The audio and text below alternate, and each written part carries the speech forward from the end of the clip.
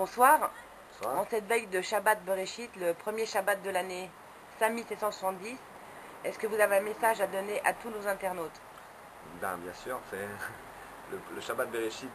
Le rabbi dit dans le Dvar Malchut que c'est le Shabbat dans lequel on doit faire attention à nos comportements, puisqu'il va influencer toute l'année. Puisque le Shabbat Bereshit est la charnière entre le mois de Tishri et le mois, enfin toute l'année, quoi, tout le reste de l'année, le mois de Reshvan, qui est le mois des travaux profanes, dans lequel on rentre dans le monde après tout ce mois des fêtes, qui nous a élevés au-dessus de la matière, où on s'est senti comme un ange devant Dieu à Rosh Hashanah, on s'est senti à Kippour aussi, tout habillé de blanc, et puis à Simchat Torah, on a chanté, on a dansé, à Sukkot, on était dans la Souka.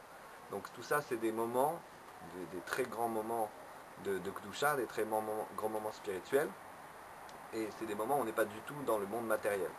Par contre, arrive le mois de Marcheshvan où chacun va devoir retourner dans les activités, dans le travail, dans tout ce qui est occupation avec le monde matériel. Et là, il va falloir avoir toutes ces forces-là prêtes à être utilisées. Donc le Shabbat Bereshit est le début d'utilisation des forces de tout ce mois de Tishri. Bon, dans le Dvar Malchut de cette semaine, le rabbi parle d'un gros dossier au niveau des territoires et de l'État d'Israël. Qu'est-ce que vous pouvez nous aiguiller un petit peu sur ce qu'il a dit ouvertement? Bon, on va tout de suite faire le distinguo entre l'État d'Israël et les territoires, parce que les Voilà. territoires appartiennent au pays d'Israël, la Eretz Israël, donc on parle nous de la Terre Sainte, et le rabbi, je pense, est la seule personne, seul dirigeant d'Israël à prendre une position aussi tranchée sur l'appartenance d'Eretz Israël au peuple d'Israël. Premièrement, le rabbi commence avec le premier Rashi de la Torah que tout le monde connaît, Amar Rabbi Yitzhak. Rabbi Yitzhak a dit que pourquoi la Torah n'a pas été, elle n'a pas commencé par la première mitzvah, puisque c'est un livre de loi. Le Rashi répond là-bas que puisque il a commencé par cette histoire de Bereshit racontant l'historique de la création du monde, en prouvant que la terre et le ciel appartiennent à Dieu. Donc Dieu donne à Israël son peuple élu.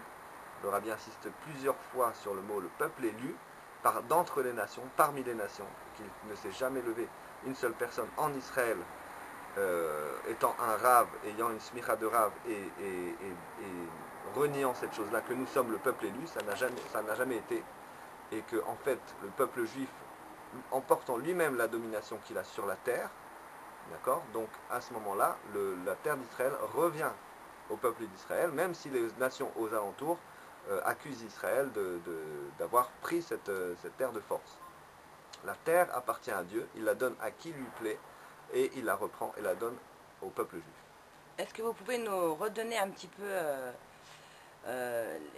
en bref, l'histoire de quoi parle le rabbi quand il dénonce cette histoire? Pouvez-nous donner un peu des détails de cette histoire? Ben, pas vraiment, parce que la personne dont il parle, le rabbi n'a pas l'habitude de nommer les gens qu'il accuse, parce que c'est très rare. Ça a dû arriver trois Donc fois c'est dans. une accusation. Oui, c'était une accusation. Et ça a dû arriver trois fois dans l'histoire des sirops du rabbi.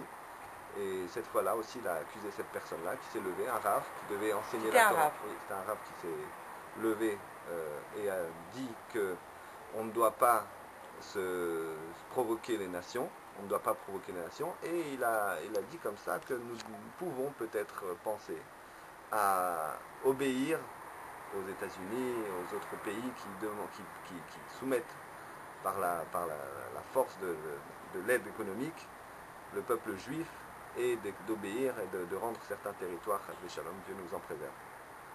Et en disant cela, le rabbi accuse cette personne-là qui s'est levée et qui, au lieu d'enseigner la Torah, a préféré prendre une position politique. Le rabbi l'a complètement cassé dans tous les sens du terme et a dit que vraiment le peuple juif, c'est le peuple élu et qu'il n'a aucun ordre à recevoir d'aucune nation, que c'est le peuple qui domine sur terre, puisque c'est le peuple de Dieu. Alors pourquoi depuis toutes ces histoires, on n'a toujours pas enfin compris qu'il faut arrêter d'écouter les nations et qu'il faut se prendre en main et qu'il faut avoir peur de rien? ce n'est plus une question, c'est une réponse. Ok, sinon à part ça, pour le mois de Rejvan qui arrive, qui est donc un mois sans fête, comment on arrive à garder la simcha? Vous avez quelque chose à nous dire Justement, le Shabbat Bereshit, c'est le moment où on peut tester, c'est-à-dire qu'on a emmagasiné des seaux de joie, comme dit le Rabbi Rayaz, pendant Simchat Torah, on emmagasine des seaux de joie. Pendant toutes les fêtes, on emmagasine des seaux de Gdusha. Et tout ça va nous servir pendant toute l'année, et à partir du Shabbat Bereshit, c'est le test. C'est-à-dire, est-ce qu'on va se servir de toutes ces forces ou pas?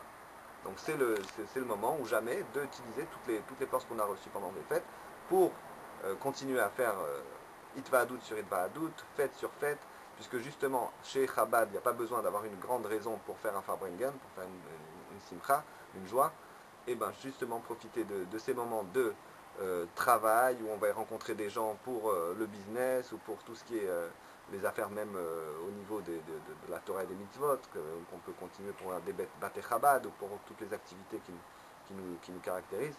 À ce moment-là, on peut utiliser tout ça pour justement faire un petit lechaim et se rappeler de toutes ces fêtes qu'on a vécues, que ce soit chez le Rabbi ou à Jérusalem, ou que ce soit à Paris ou dans n'importe quelle ville. Et justement, profiter du moment qu'on vit, parce que c'est vrai qu'on n'est plus pendant les fêtes, on est au mois de Rejvan, mais il ne faut pas oublier qu'on est au mois de Rejvan 5770. On est au mois de Rejvan 5770, on arrive Shabbat Bereshit qui bénit le mois de Rejvan, on est encore en Tishri, mais on passe en Rejvan 5770. C'est une année de fête, c'est une année de Mashiach, c'est une année de Géoula. Il faut attendre le Mashiach tous les jours, ça peut arriver à n'importe quel moment, ça peut arriver maintenant. Amen. Voilà. Bon, ben, je vous remercie de ces astuces. Donc il faut continuer à faire les chaïm, il faut continuer à faire des Itvadout. C'est une grande Itvadout toute l'année. Toute l'année. Alors on a une Itvadout ici le jeudi soir, je voudrais que vous annonciez. Le jeudi soir, oui bien sûr, à 8h30, tous les jeudis soirs, pour les Français, pour les Israéliens, pour tous ceux qui veulent se ressourcer et écouter aussi le Bar Malchut. Ben, je vous remercie, au revoir. Yechi Adonenu Morenu Rabbeinu Melech HaMashiach Olam Baed.